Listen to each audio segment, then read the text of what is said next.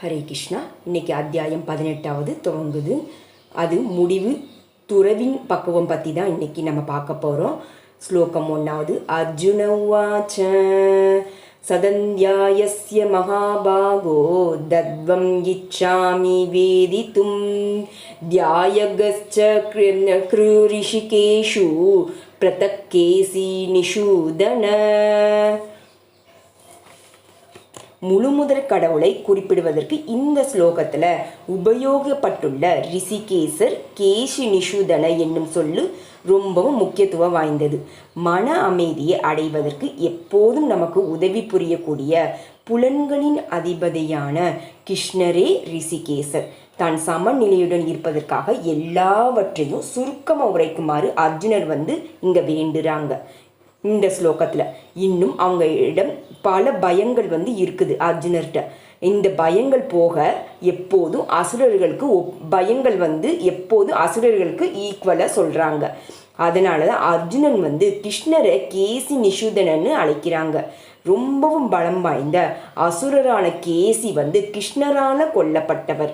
தற்போது பயம் என்னும் அசுரனை கிருஷ்ணர் அழிப்பார் என்று அர்ஜுனர் எதிர்பார்க்குறாங்க.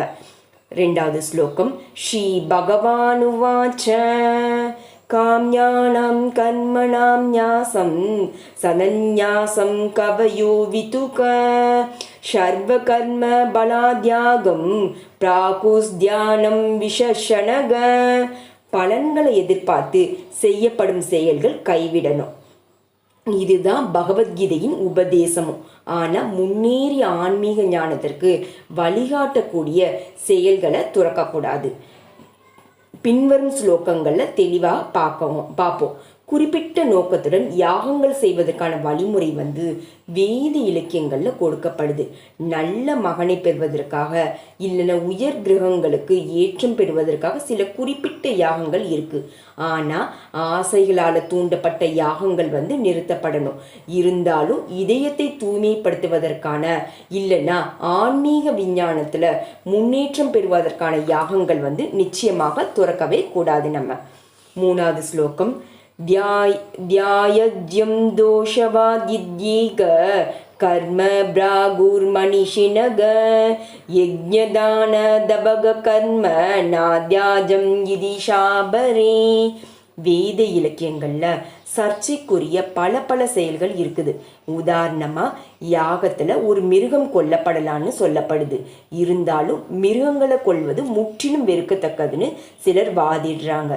யாகங்களில் மிருகங்களை கொல்லுவது வேத இலக்கியங்களில் பரிந்துரைக்கப்பட்ட போதிலும் கூட அந்த மிருகம் கொல்லப்படுவதாக கருதப்படுதல்ல.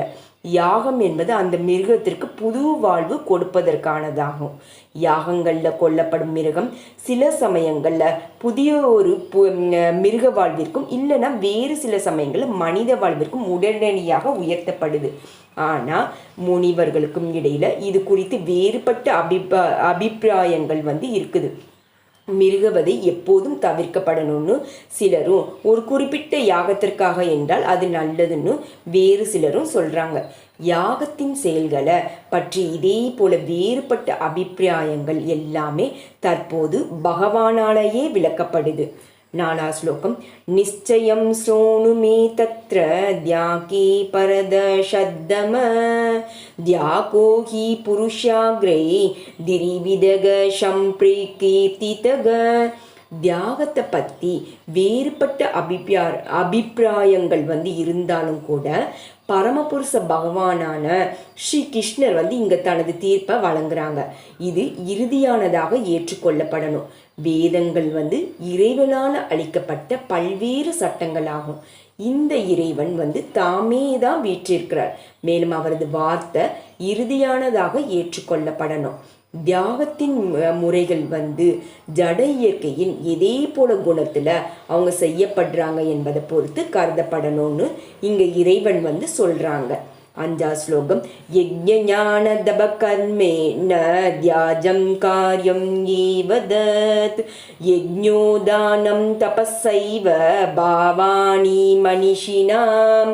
யோகிகள் மனித சமுதாயத்தின் முன்னேற்றத்திற்காக செயல்படணும்.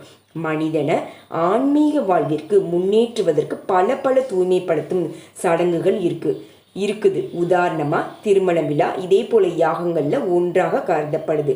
அது விவாக யஜ்ஞன்னு சொல்லப்படுது. தனது குடும்ப உறவுகளை துறந்து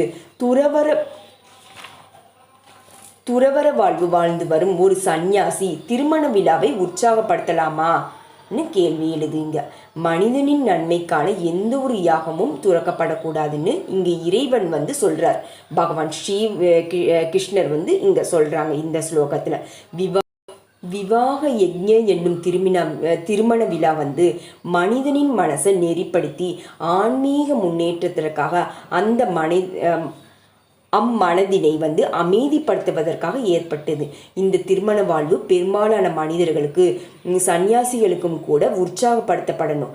சன்னியாசிகள் பெண்களுடன் ஒருபோதும் உறவு கொள்ளக்கூடாது. ஆனால் வாழ்வின் ஆரம்ப நிலையில் உள்ள ஒரு இளைஞன் திருமண சடங்கின் மூலம் மனைவியை ஏற்கக்கூடாது என்பது அதன் பொருள் இல்லை. பரிந்துரைக்கப்பட்டுள்ள யாகங்கள் எல்லாமே பரமபுருஷரை அடைவதற்காகவே தான். அதனால தான் ஆரம்ப நிலைகளில் இவற்றை துறக்கக்கூடாது. அதே போல தானம் கொடுப்பது இதயத்தை தூய்மைப்படுத்துவதற்கானதாகும். தகுதியானவர்களுக்கு தானம் கொடுத்தால் முன்பே விளக்கப்பட்டபடி அது ஒருவரை ஆன்மீக வாழ்வில் முன்னேற்றம் அடைய செய்யும். ஹரே கிருஷ்ண கிருஷ்ண கிருஷ்ண ஹரே ஹரே ராம ராம ராம ஹரே ஹரே ஹரே கிருஷ்ணா.